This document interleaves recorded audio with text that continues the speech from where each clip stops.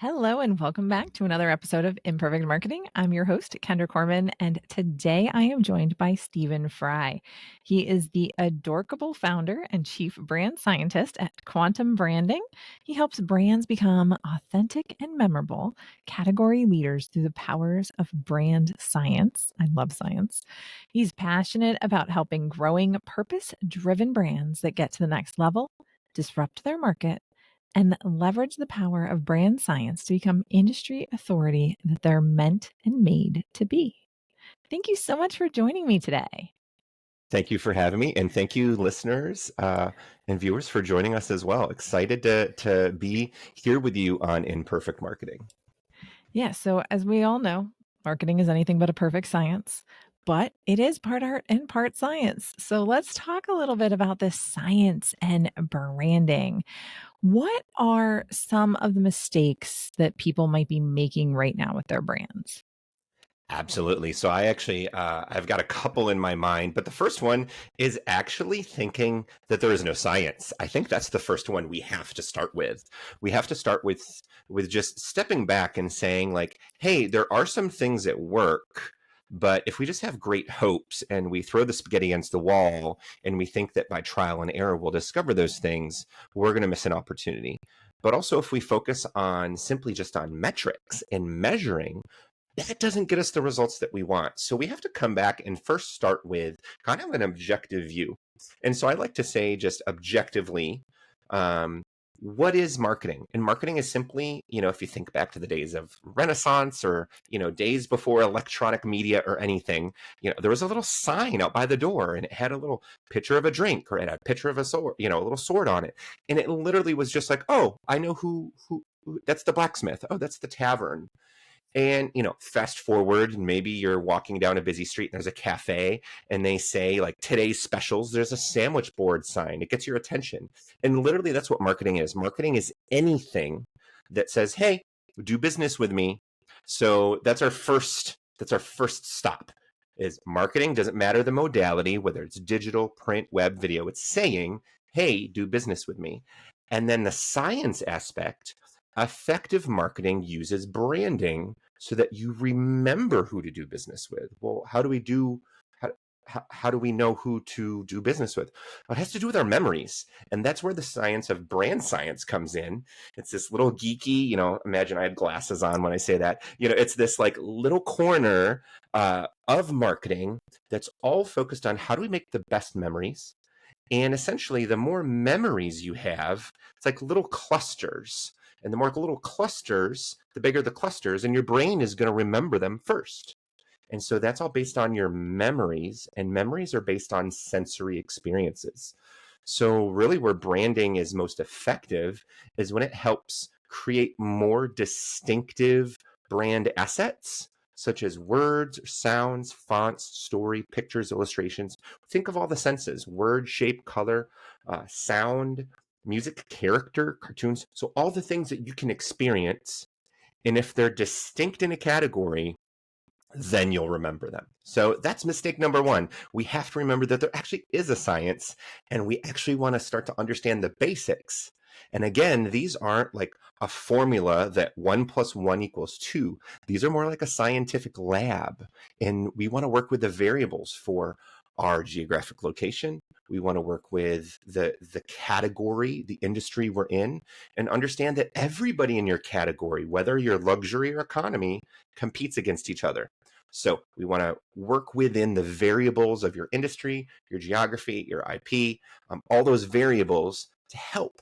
So like an Erlenmeyer flask, like in little Bunsen burner of marketing, create the best results possible that help you achieve the traction and the growth that you want. So that's mistake number one. I really like that because I do believe that marketing is part art and part science, and the science goes a long way. That's why I encourage people to call and talk to their target audience and figure out really what they want and what they need, and because that is just a huge piece of it, and that's part of the scientific process, right? Is asking questions and figuring out answers. All right, There's so a what's really another mistake people are making? Absolutely. Here's mistake number two. Once and done. This is a good one. Once and done. So typically when we start a brand, we start a business, we may hire a legal expert to help us with the naming, and we make our LLC or S Corp or whatever. And then we may or may not hire someone to help name our company. But thinking of this as once and done, like, oh, I created my brand mark, we're done.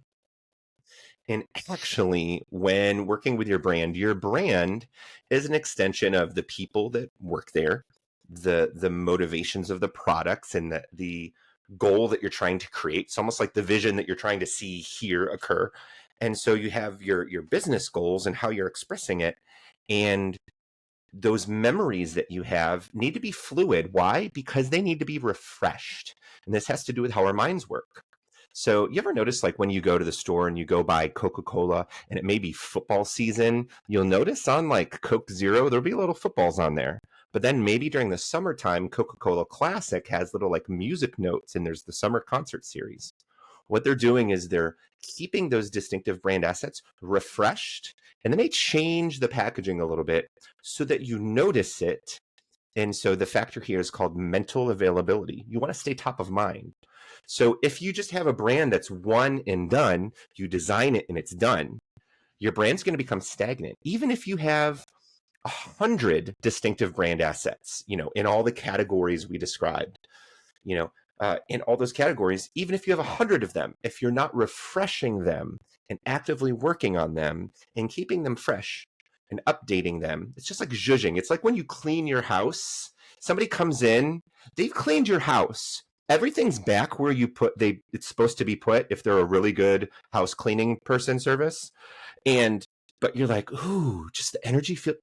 But I notice you notice these things, and that's the same with your marketing. Like, the ad looks fresh. It's not the same ad over and over and over. And in fact, if you ever drive by a billboard that's not been updated, you just start to ignore that ad because you see it all the time. So mistake number 2 is once and done. And in fact, working with your brand assets need to be refreshed, and you need to be working on adding new distinctive brand assets as well to keep that top of mindness. So I really like how you're talking about it, because and I think it goes beyond just your brand. You have to remember that you're just not that important to everybody, right? Everybody's got a lot of things going on. So to stay top of mind, you have to remind people that you're there.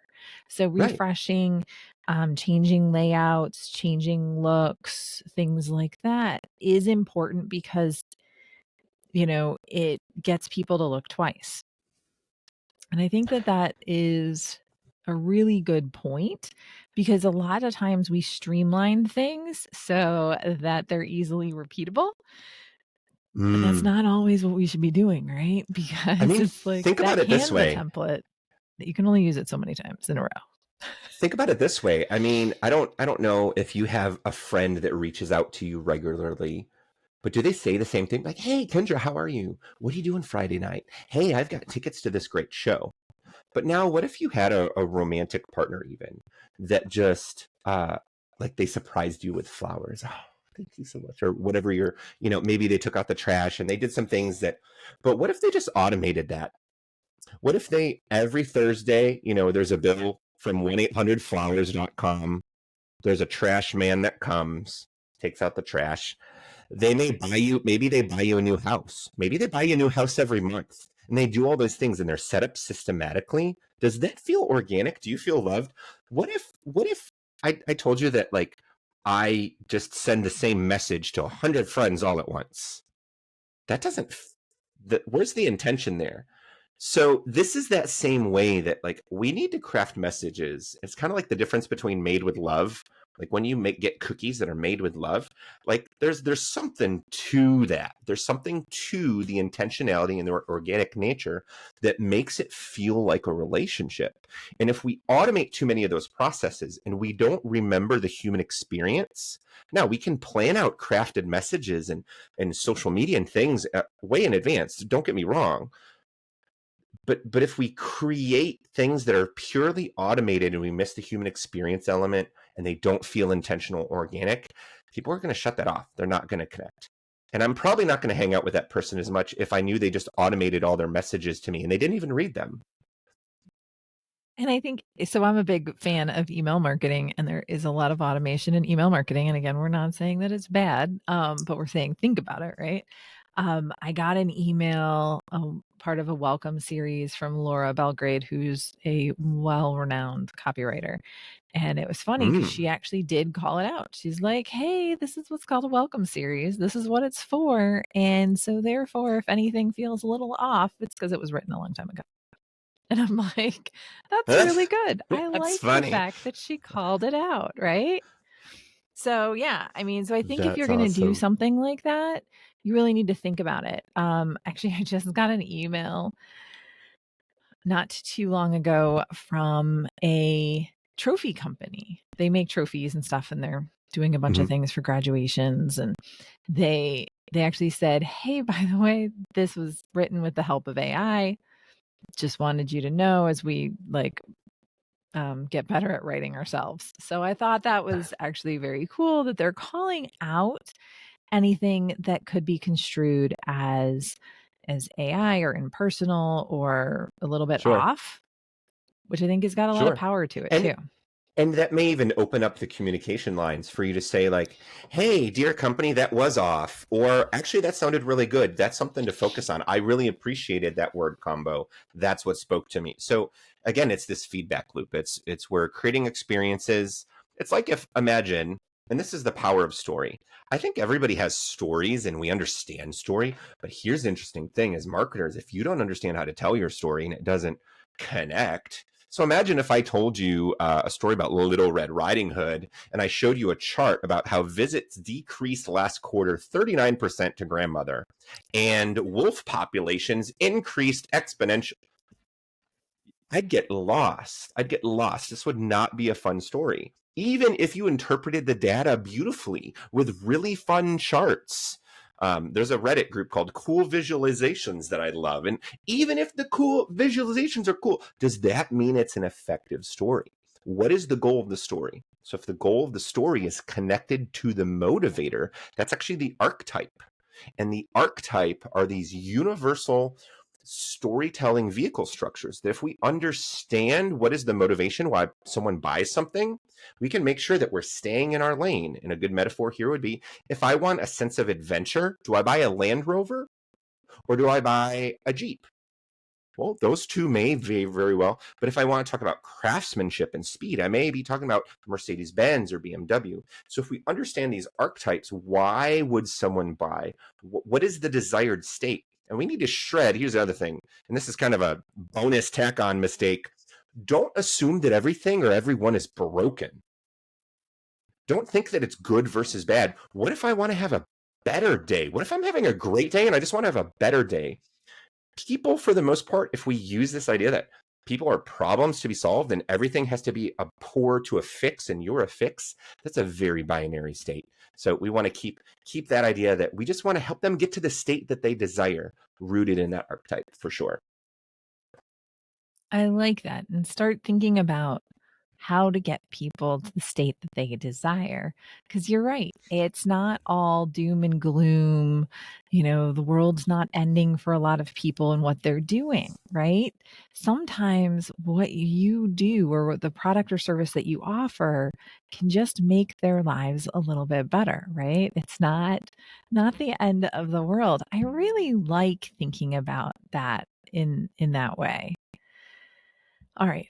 Any other mistakes people are making right now with their brands? Sure. So I've got a couple in my mind, and you keep me on track here, and listeners, and you pay attention and tell me if this is where you think I would go with this.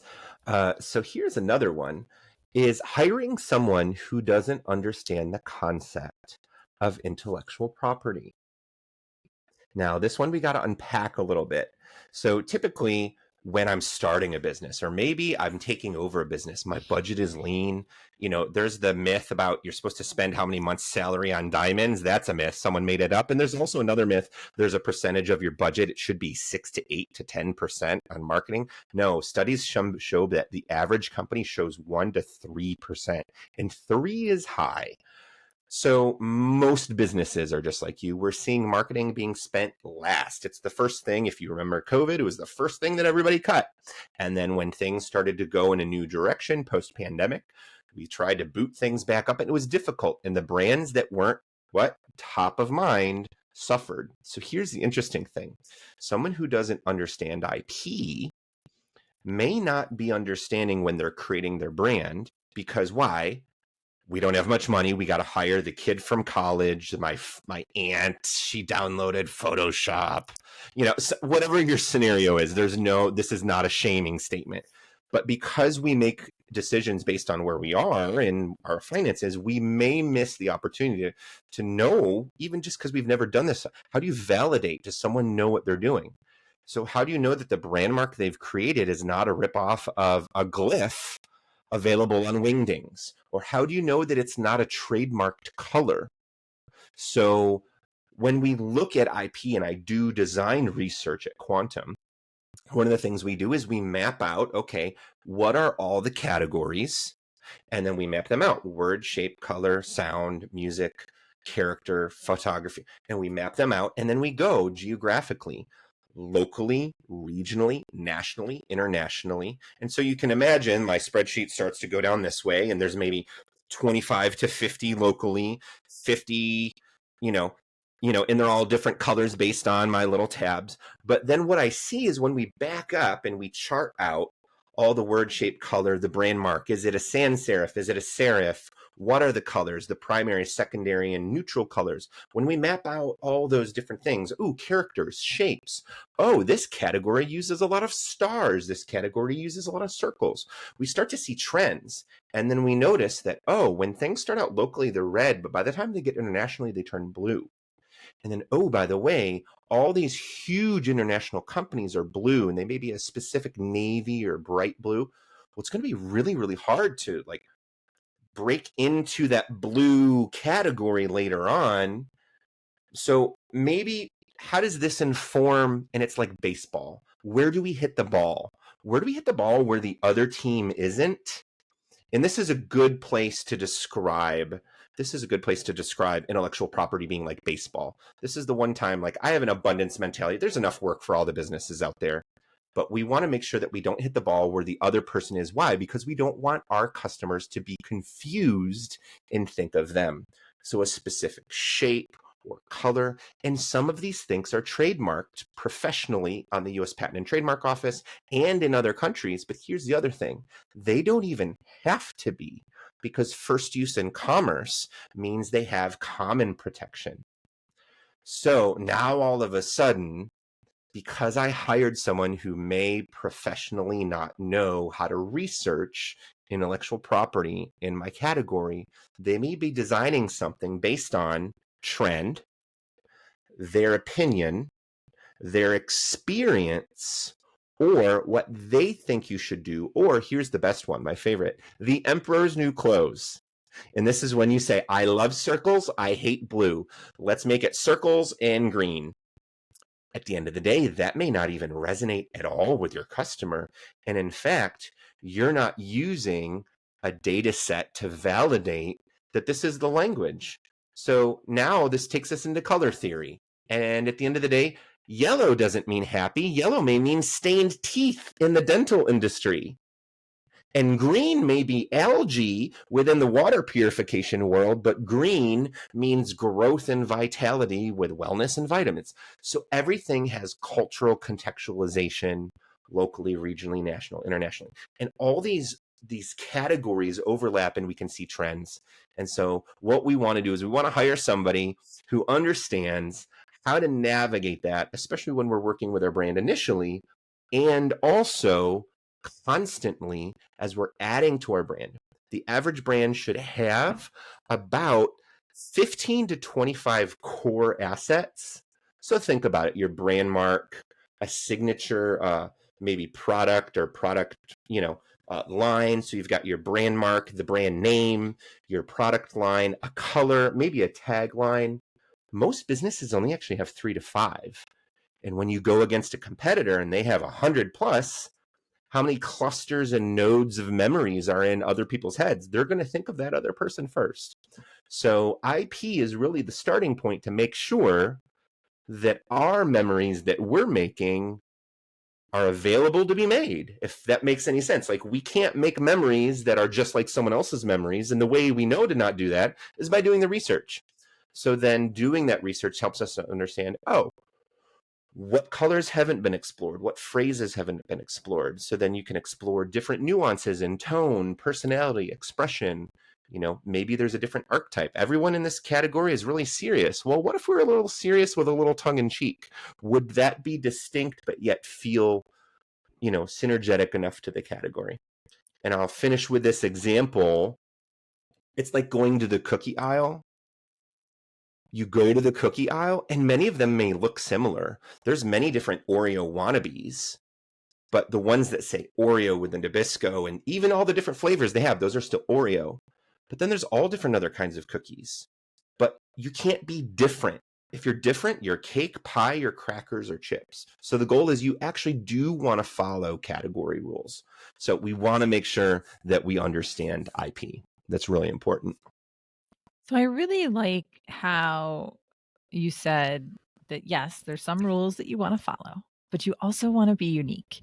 And authenticity, I think, is really breaking through the more widespread. And again, I'm a huge fan of AI, but the more widespread AI becomes, the less stories we're getting and the less authentic people are feeling. And so I think, yes, IP is great. The stories are good, all of that stuff. But you still want to make sure that you're staying authentically you. So be careful there. I think, again, like you're saying, make sure that you can stand out to a point, but yet that you can also resonate with others. So that's Sure. very good. And those are definitely just ways, like, what things can you innovate? That's really a good question. Like at the end of the day, you may have a mission. You want to provide shelter to keep people from being wet. And you may start your mission with trying to basically create little shelters and houses. But at the end of the day, you may end up making what is basically an umbrella. Like, what can you do? What can you do? What do you have the capability to do? What is there a profitable opportunity to do? And this was a great thing that in kind of the pandemic, marketing and businesses learned that, some businesses were like, oh, we can do takeout. But then they found out, oh, our kitchen isn't equipped to take out, and people don't want 5-star Michelin steaks all throughout the day. So all of a sudden, we found out that, like, there's a thing we can do, but it didn't have market viability. So then what is the option or the opportunity for innovation? What are the things can we innovate? Do we want to innovate our product? Do we want to innovate our service? Do we want to innovate how we describe ourselves? What are the options and what are the areas? And you described exactly a concern that I have with AI. When not used properly, we get a closed feedback loop system. And if we are trying to get dirt out of a dirty cup, like imagine you have tea and the leaves get in the bottom and you're trying to scrape, the tea leaves out of the bottom. What if we just made a totally separate pitcher of new tea and poured it in there? Like, what if, or maybe it's not even tea, maybe it's just water and there's dirt in the cup. If we try to get the dirt out of the bottom of the cup and we keep on like focusing on that, but what if we poured something new in? We wouldn't worry about the little speck of dirt. And these kind of like micro little tendencies, these micro tendencies in marketing get addressed when we create fresh perspectives that are based on open feedback, when we are constantly creating stories and experiences and asking people, how did that make you feel? Oh, that made me feel sad. That made me feel happy. I didn't like this product. This product broke very quickly. Oh, then that's going to give you areas that you can address through innovation, whether that's in your marketing, your storytelling, in the product itself, the customer experience timeline, attracting people to your product. All the different phases and stages are open for feedback. This is important to remember. All those phases are open for feedback because why? We do business with humans.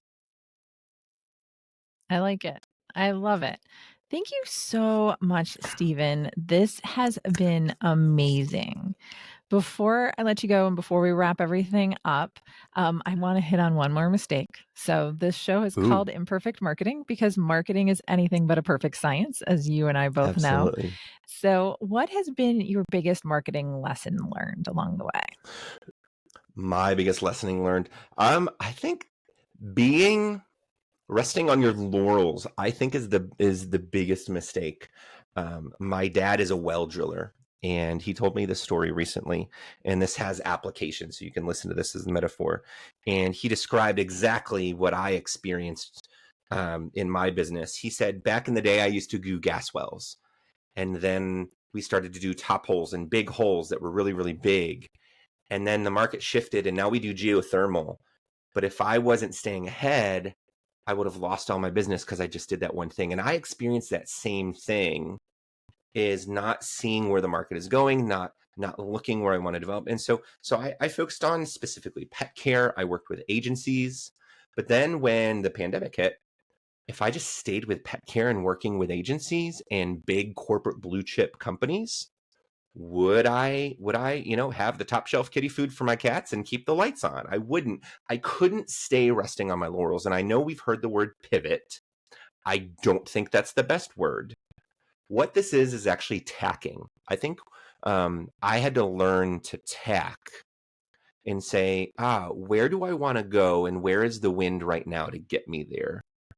Because if I don't have that North Star and I don't know the direction. And so with quantum, I've always tried to keep my focus on how do I get to where I want to be, but the path to get there may take me on some fun adventures. And maybe sailing isn't your best metaphor. Maybe it's going up a mountain and you realize you need to go through a swampy little jungle bayou, but then you discover some magical creature that lives there. I don't know. Whatever the metaphor is for you, please take it. But for me in my business, staying and thinking that these customers I have right now are the only customers I will ever have, and the customers that I only need to serve. I think that was the biggest area to keep my eye on, and especially in a post pandemic world, being being willing to risk and make changes very quickly. And if you're an entrepreneur, you probably know this, that there's nothing wrong with failing. And in fact, with Edison and how many times he failed at the bulb, it's very important to be nimble, to be nimble. And so that's my encouragement, is to stay nimble and just get back up and keep moving. I love that. I really do because we have to evolve. We have to continue to evolve. We have to grow and evolve with our businesses. You have to learn. You have to learn all the time, right? And that's really important.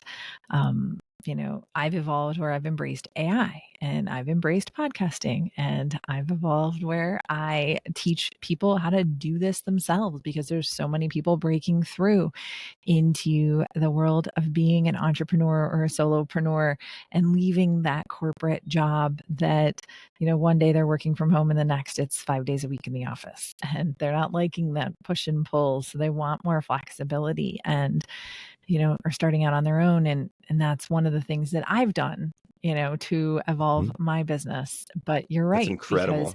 you get comfortable where you're at. Right. And at 10 years in, I was like, okay, I could keep going. I'm totally comfortable. Everything is good, which is a 4-letter word that holds you back, right? This And is a if really good I example. adjust, it's just so much better. That's such a really good example. It makes me think of the monkey ladder experiment. And just for fun, if anybody wants to go Google that, basically they put little monkeys and they put bananas up on top of the ladder. And then every time a monkey would go up there to get the ladder, all the other monkeys would get wet. And so they started stopping the monkeys, but then they slowly replaced the monkeys. They even gave the monkeys raincoats so they were equipped if it ever got wet. And they replaced them eventually. Slowly over time, they replaced all the original ones that had experienced it, and only the new monkeys were there. And they would stop the other monkeys from going up the ladder, even though they were equipped to get wet with rain jackets on. And what's interesting is why. They'd never experienced it, but we've always done it that way. And that is the Really. enemy. That is the enemy of nimble. That is the enemy of Yes, nimble. 100%. Okay, this has been a fantastic conversation. Thank you so much, Stephen, for joining me. Absolutely. I am hoping that you guys got out of this conversation as much as I did. And if you did, please rate and subscribe wherever you're listening or watching. I look forward to seeing you guys on another episode of Imperfect Marketing. Have a great rest of your day.